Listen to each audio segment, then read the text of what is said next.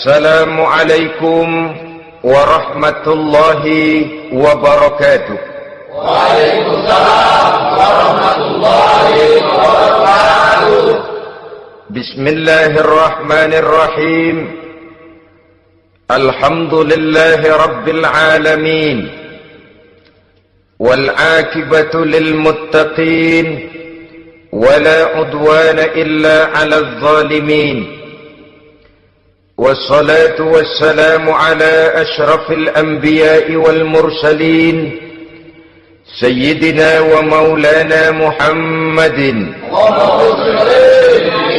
وعلى آله وأصحابه المجاهدين الطاهرين أما بعد. Saudara-saudara kaum muslimin rahimakumullah. Salah satu kelebihan makhluk bernama manusia, yaitu bahwa Allah subhanahu wa ta'ala menghiasi hidup manusia ini dengan syahwat, atau yang lazimnya kita sebut sebagai hawa nafsu. Inilah tenaga yang merupakan daya dorong yang melahirkan dinamika dalam kehidupan manusia, yang menyebabkan terus-menerus terjadinya perkembangan dalam sejarah peradaban dan kehidupan manusia. Hawa nafsu bisa melambungkan seseorang kepada puncak kejayaan, dan hawa nafsu dapat menenggelamkan seseorang ke dasar jurang kehancuran yang paling dalam. Pada surah Ali Imran ayat 14, Allah subhanahu wa ta'ala berfirman, A'udzu billahi minasy syaithanir rajim. Zuyyina lin-nasi hubbus syahawati minan nisa'i wal banin wal qanatiril muqantarati minadh dhahabi wal fiddah wal khaylil musawwamati wal an'ami wal harth. Dzalika mata'ul hayatid dunya wallahu 'indahu husnul ma'ab. Mari kita perhatikan ayat ini lebih dekat lagi. Allah subhanahu wa ta'ala menjelaskan, Zuyyina linnasi hubbus syahawat. Makhluk manusia itu dihiasi dengan hawa nafsu. Dengan kata lain, hawa nafsu adalah perhiasan. Manusia tanpa hawa nafsu sama saja dengan orang yang tidak berhias, monoton, tidak mempunyai perkembangan dalam gerak kehidupannya.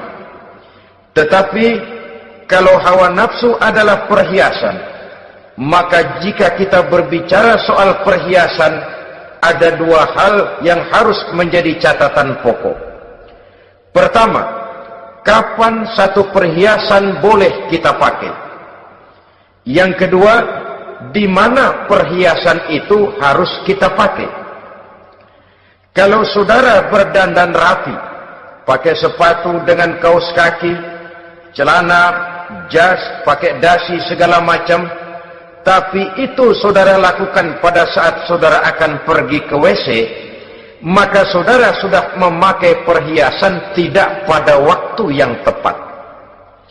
Begitupun sebaliknya, kalau jam tangan saudara pakai di kaki, kopiah saudara pasang di kaki, lalu sepatu naik ke atas jidat, maka saudara memakai perhiasan tidak pada tempatnya yang tepat. Demikian juga sifat yang bernama nafsu. Kapan dia boleh diperturutkan, di mana dia boleh disalurkan, adalah tugas daripada agama untuk mengatur syahwat atau hawa nafsu. Lihatlah kehidupan malaikat. Malaikat makhluk yang diciptakan Allah tanpa hawa nafsu. Maka kehidupan malaikat monoton. Malaikat tidak mempunyai peradaban dan kebudayaan. Malaikat adalah makhluk yang secara instinktif diciptakan untuk berbakti, tidak punya alternatif atau pilihan lain. Saudara lihat, ada malaikat yang sejak diciptakan diperintahkan untuk sujud, sujud saja sampai sekarang, enggak bangun-bangun. Ada malaikat yang sejak diciptakan diperintahkan untuk tasbih, tasbih saja, yang lain tidak. Ada malaikat yang sejak diciptakan diperintahkan mencabut nyawa, nyawa saja urusannya, yang lain tidak. Pekerjaannya monoton, tetapi memang karena tidak ada hawa nafsu, tidak ada kecenderungan malaikat untuk nyeleweng. Belum pernah kita dengar misalnya ada malaikat Jibril korupsi ayat. Ini kelihatannya ayat bagus ini, nggak usah disampaikan kepada bawahan Muhammad, dipakai sendiri saja. Tidak. Kita belum pernah dengar malaikat maut keliru mencabut nyawa orang yang belum waktunya modar. Belum pernah. Malaikat itu ibadun mukramun, la ya'sunallaha fima amarahum wa yaf'aluna ma yu'marun. Maka kehidupan malaikat adalah monoton. Dinamika tidak ada, peradaban dan kebudayaan juga tidak ada.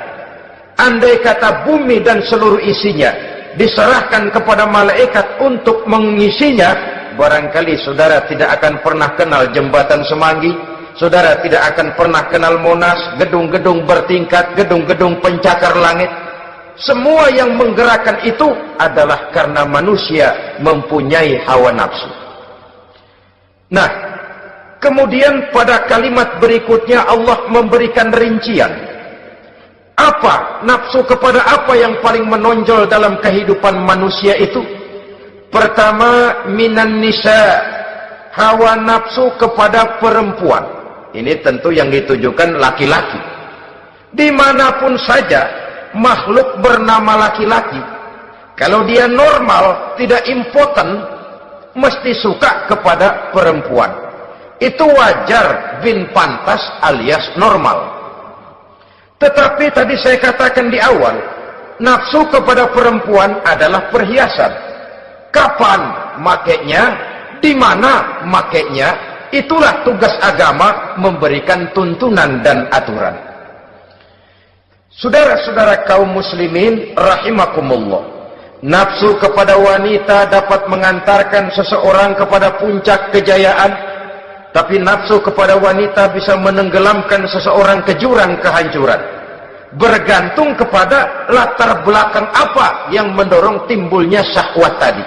Dengan kata lain, motivasi syahwat tadi digerakkan oleh iman dan ketakwaan, atau semata-mata karena memang syahwat yang merupakan kendaraan iblis. Penyelewengan pertama yang terjadi dalam sejarah kehidupan manusia adalah penyelewengan yang dilakukan oleh Nabi Adam alaihissalam pada saat ia memetik buah khuldi. Kenapa itu dilakukan oleh Nabi Adam? Karena terdorong oleh rasa sayang dan cinta kepada istrinya Hawa. Sebenarnya Hawa lah yang merajuk, Siti Hawa lah yang membujuk, dan Nabi Adam oleh karena syahwatnya kepada istrinya memperturutkan bujukan Siti Hawa itu. Peristiwa Nabi Adam ribuan tahun yang lalu akan terus relevan sampai ke zaman kita sekarang ini. Berapa banyak orang-orang yang karena terlalu ingin menyenangkan istrinya, lalu tidak segan-segan melakukan perbuatan yang menyimpang, baik itu merugikan orang lain, merugikan masyarakat, bahkan merugikan bangsa dan negaranya. Seorang pedagang tidak akan segan-segan menipu, sebaliknya pun begitu. Tidak jarang wanita di dalam kelemahannya bisa menenggelamkan dunia. Seorang suami yang jujur, polos, lugu, sederhana bisa jadi koruptor ulung karena didorong-dorong oleh istrinya. Istrinya barangkali bisa saja dibakar-bakar oleh tetangganya. Suaminya jujur, sederhana, kepala bagian, tempatnya basah tapi melarat. Istri rupanya tidak sabar melihat gaya hidup yang makin konsumtif, persaingan yang makin tajam. Suaminya dikipas-kipasin. Kata istrinya, "Bang, tetangga sebelah kita lakinya pegawai kecil, Bang, tapi gelangnya kayak pelek beca. Abang ini kepala bagian tidak bisa membelikan saya macam itu, percuma lah." Kata suaminya, "Ya bagaimana, Bu, gaji saya cuma segitu-gitunya. Ya namanya kepala bagian, apaan, kayak sahabat dulu." Kalau sudah berpikir ke arah ini, artinya sudah ngipasi suaminya untuk melakukan tindakan yang tidak wajar. Saudara-saudara kaum muslimin rahimakumullah, sejak zaman klasik sampai kepada zaman kita sekarang ini, kita melihat kecenderungan syahwat kepada wanita ini. Julius Caesar yang katanya gagah perkasa, ternyata tunduk di bawah kaki Cleopatra. Napoleon Bonaparte, the Lion of Europe, singa daratan Eropa, luas kekuasaannya, gagah perkasa tentaranya, kepada siapa dia tunduk? Ke bawah kakinya Margaret Josephine. Demikianlah di zaman kita sekarang, kita melihat di Jepang, betapa Perdana Menteri Uno didesak mengundurkan diri dari jabatan Perdana Menterinya oleh karena terlibat skandal dengan geisha. Kita juga melihat di Amerika, betapa Senator Gary Hart dari Partai Demokrat yang masih muda, jenius, diharapkan masa depan Amerika lahir dari tangannya, terpaksa mengundurkan diri dari calon presiden oleh karena terlibat skandal dengan Donna Rice. Kita juga menyaksikan betapa parlemen dan kabinet di Inggris sempat geger oleh karena skandal Pamela Bordes, pelacur kelas kakap yang melanglang buana mencari sasaran-sasaran kakap. Ini adalah kisah kejatuhan yang diakibatkan oleh hubbus syahawat minan nisa. Oleh karenanya benar jika Nabi kita menyatakan an-nisa'u imadul bilad, wanita adalah tiang negara. Jikalau baik wanita, baik negara. Jikalau rusak wanita, hancur negara. Kalau syahwat kepada wanita cuma semata-mata karena syahwat, maka seorang laki-laki akan memandang wanita cuma sekedar alat pemuas hawa nafsu. Nilainya rendah. Sedangkan agama kita mengajarkan ma akraman nisaa illa karimun wa ma ahanan nisaa illa laimun, kata Nabi. Tidak akan menghormati kaum wanita kecuali orang-orang yang terhormat. Dan tidak akan merendahkan derajat kaum wanita kecuali memang orang-orang yang rendah moralnya.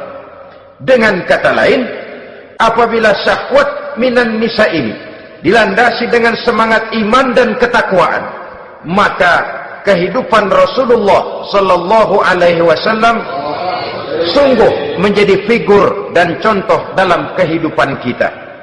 Perkawinannya bukan karena wajah yang cantik semata-mata, tapi lebih merupakan nilai ibadah kepada Allah Subhanahu wa ta'ala.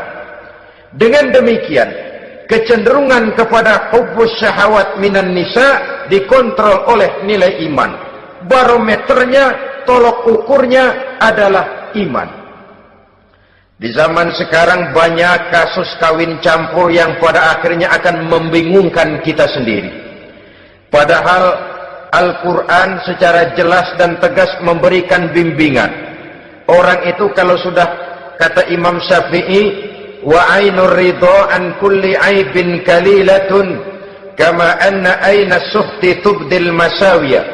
Mata kalau dibalut cinta dia buta terhadap nista, tapi mata kalau dibalut benci hanya melihat yang keji-keji saja. Biasanya cinta kepada wanita memang bisa menimbulkan dorongan yang positif, tapi juga bisa membuat seseorang buta sama sekali. Dorongan yang positif paling kurang dari segi penampilan. Coba lihat lelaki kalau lagi demen perempuan, lenjeh banget. Sisiran rambutnya rapi, teriskaan bajunya lancip, sepatunya mengkilat, kantong celananya tebel, perkara anduk isinya bukan soal. Yang penting kan gaya. Lalu dinamis, kreativitasnya ada saja timbul. Tapi pada sisi lain, jikalau orang sudah kehilangan pertimbangan, juga kadang-kadang tidak segan-segan mengorbankan akidah, mengorbankan nilai-nilai iman. Padahal ini taruhan utama, sampai Quran dengan tegas memberikan peringatan. Wala amatun mu'minatun khairun min musyrikatin walau a'jabatkum. Perempuan budak yang hitam legam Kalau beriman itu lebih baik untuk dinikahi daripada wanita cantik berkulit kuning langsat tapi musyrik. Lebih baik budak yang hitam legam beriman daripada wanita cantik berkulit kuning langsat berhati bangsat. Tapi kita kadang kehilangan pertimbangan. Karena agama, karena cinta agama digadaikan. Karena cinta akidah terjual.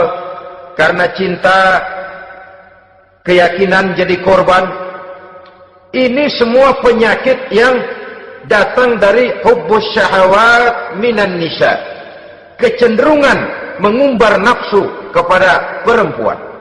Ini memang perhiasan, tapi bisa juga jadi bumerang dalam kehidupan manusia. Berapa banyak penyelewengan terjadi karena pengaruh wanita yang tidak bisa jadi bisa. Ini pengaruh di dalam kehidupan memang sedemikian besarnya.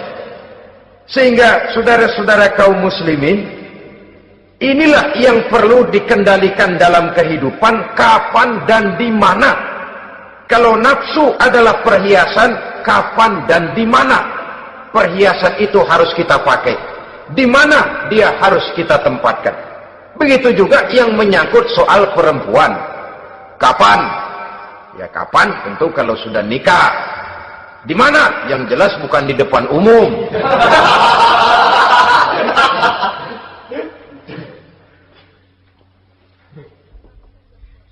Ini nafsu yang pertama, minan nisa. Yang kedua, wal banin. Dihiasi juga manusia dengan kecintaan kepada banin. Makna banin di sini al-aulad, anak-anak laki. Kenapa disebut banin, anak-anak laki? Karena pertama, sering anak laki itu lebih jadi kebanggaan buat orang tuanya ketimbang anak perempuan. Sebabnya apa? Pertama, faktor nasab, silsilah lebih kuat kepada laki-laki ketimbang perempuan. Yang kedua, faktor cita-cita. Orang tua kalau punya anak laki-laki, cita-citanya panjang.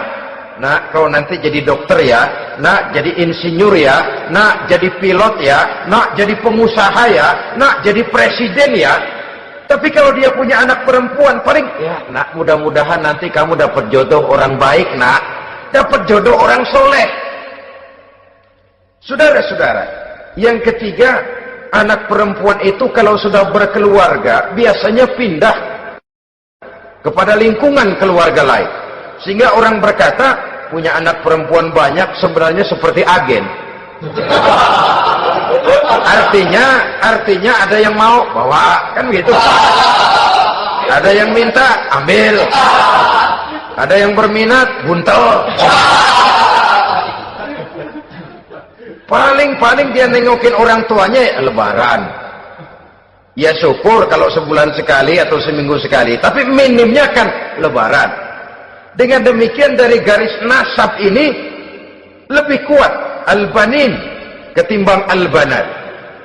Manusia dihiasi dengan kecintaan kepada anak-anak. Sering karena terlalu cinta kepada anak, kita menjerumuskan anak. Terlalu sayang kepada anak, segala maunya kita perturutkan tanpa kendali dan kendala. Akhirnya sifat yang demikian itu malah mendorong anak untuk manja, tidak percaya kepada kemampuan yang dimilikinya, selalu mengandalkan kepada kebesaran, kemampuan daripada orang-orang yang dibanggakannya itu. Dan dalam kondisi demikian, kedewasaan dan tanggung jawabnya akan lambat berkembang. Maka Allah Subhanahu wa ta'ala memperingatkan bahwa harta dan anak bisa menjadi fitnah. Dalam ayat lain Allah juga memperingatkan, ya ayyuhalladzina amanu la tulhikum amwalukum wa auladukum an dzikrillah. Wahai orang-orang yang beriman, jangan sampai hartamu dan anak-anakmu memalingkan kamu daripada mengingat Allah. Jangan sampai kesibukanmu kepada anak dan harta benda menyebabkan kamu sampai lupa mengingat Allah Subhanahu wa ta'ala. Berapa banyak manusia yang tenggelam dengan melupakan Allah, jauh dari agama, jauh dari tuntunan syariat, oleh karena disibukkan oleh persoalan anak dan persoalan harta benda. Maka satu-satunya jalan, jikalau kita tidak ingin anak kita sampai memalingkan kita daripada mengingat Allah, nilai-nilai keimanan harus ditanamkan kepada mereka sedini mungkin. Dengan bekal ini, maka mereka, anak-anak kita, insya Allah tidak akan membuat kita orang-orang tua ini berpaling daripada mengingat Allah, berpaling daripada kehidupan beragama. Memang karena anaklah kita orang tua peras keringat banting tulang, pergi pagi pulang sore cari nafkah. Karena anaklah kita orang tua, kepala jadi kaki, kaki jadi kepala. Asal mereka bisa menikmati hari depan yang lebih baik dari yang kita nikmati sekarang ini. Tapi berapa banyak juga orang-orang tua yang tidak sadar akan amanah berupa anak ini. Mereka lalai, mereka bersikap masa bodoh.